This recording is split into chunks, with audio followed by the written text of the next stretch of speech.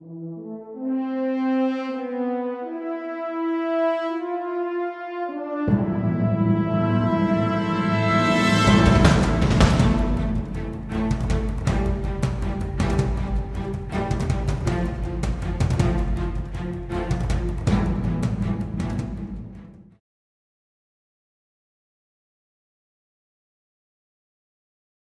vous voulez réellement comprendre ce que dit l'archange Michael, vous avez ici le monde de l'éternité. Et le monde de l'éternité, c'est le monde divin.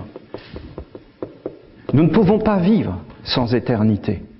Il y a un monde qui est éternel, éternellement vrai, éternellement pur, immuable, inviolé, vierge, éternel, grand, vaste, des lois. Le feu est une loi éternelle. Le feu est éternellement divin. Les hommes sont des usurpateurs, des violeurs, des profanateurs, des êtres faux qui veulent prendre la vie pour l'amener là où elle ne veut pas aller, sans demander l'autorisation ni à Dieu ni d'un monde supérieur. Ils ne sont plus des êtres vénérables qui s'inclinaient, qui étaient emplis de respect. Les hommes sont des violents, des brutes, des êtres sans intelligence et sans délicatesse. Si vous croyez qu'ils vont considérer que l'éléphant, que le dauphin blanc, que le perroquet bleu est une divinité, non, il est là pour les servir, et eux vont les asservir. Les hommes ne sont plus des êtres dans la vénération. Ils se moquent totalement de l'intelligence. Ce qu'ils veulent, c'est avoir le pouvoir et asservir les autres et être plus grands que tous les autres et donner la puissance à ce que eux pensent être vrai. Et ils sont prêts à aller jusqu'au bout pour réaliser leurs œuvres. Il n'y a plus de mystère.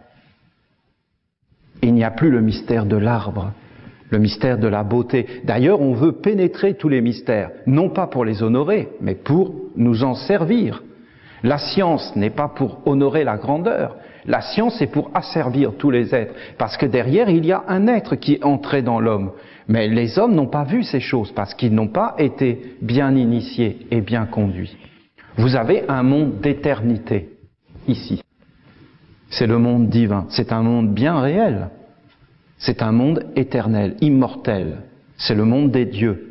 Le grand roi de ce monde s'appelle Uriel dans notre tradition. Uriel, ça veut dire la lumière divine, la terre de lumière, la vraie terre, la terre des vivants, la terre pure, la terre des vivants. En dessous, vous avez un autre monde, ici. Cet autre monde, c'est le monde de la mort. Ici, c'est la mort. Et en dessous, vous avez encore un autre monde qu'on appelle, dans notre tradition, le recyclage.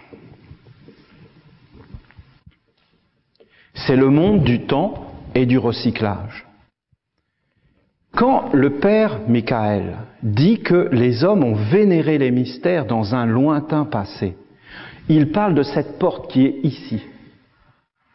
Ici, il y a une porte, et c'est la porte des mystères.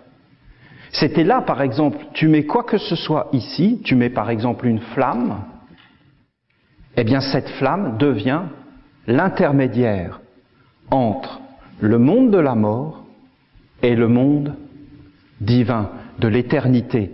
La lumière de cette flamme éclaire un monde d'éternité.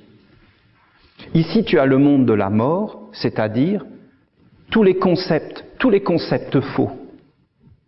Tout ça. Et ici, tu as le monde du recyclage, ton corps.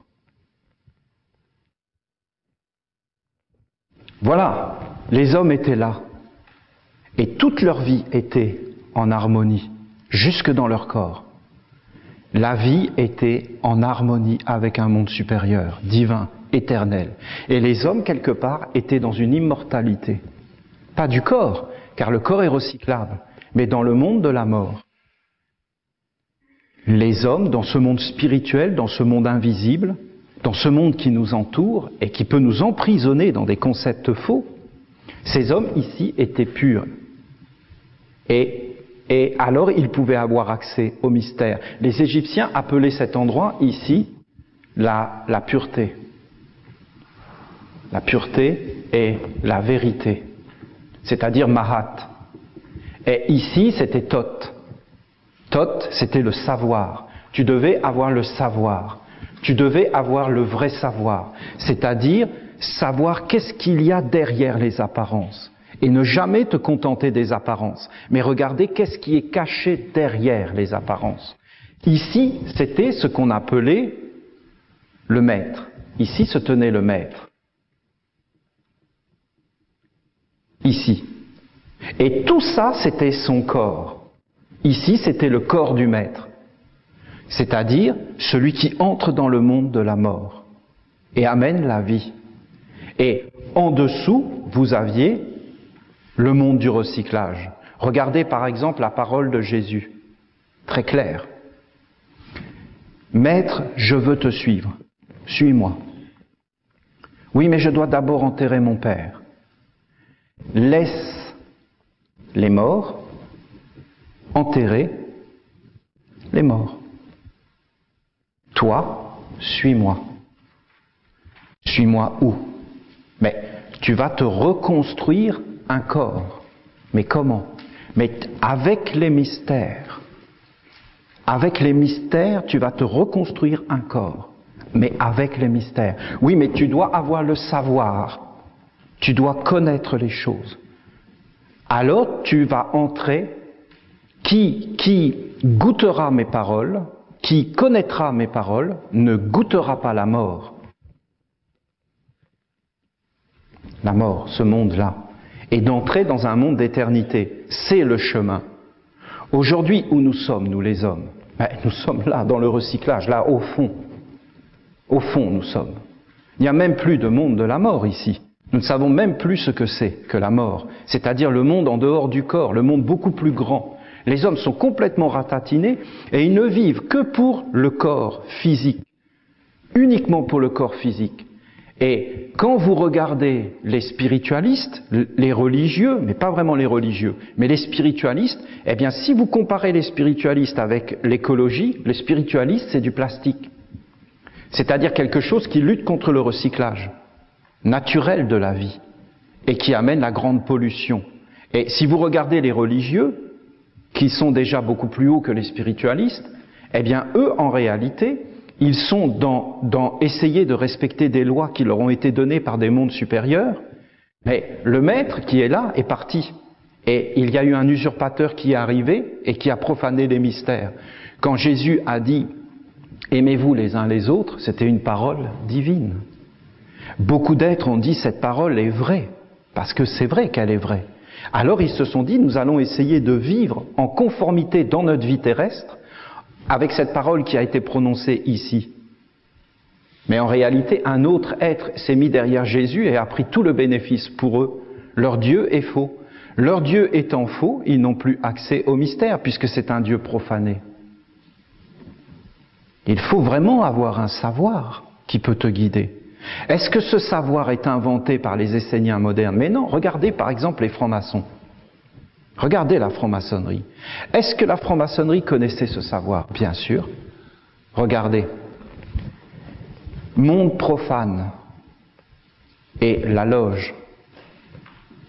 Tu entres dans la loge par un cabinet de réflexion. Et qu'est-ce qu'il y a dans ce cabinet de réflexion? Il y a un squelette. Tu dois faire ton testament. Et après, tu entres dans la loge et tu es initié. Ça veut dire, tu entres dans le monde de la mort. Tu quittes le monde du recyclage, le monde physique. Tu dois être conscient, ton corps et tout ce que tu fais avec ton corps sera recyclé et disparaîtra. Il n'y a que ce que tu as mis en œuvre comme force plus haute qui va vivre. Oui, mais si tu t'éveilles dans ce savoir, qu'est-ce que tu vas voir?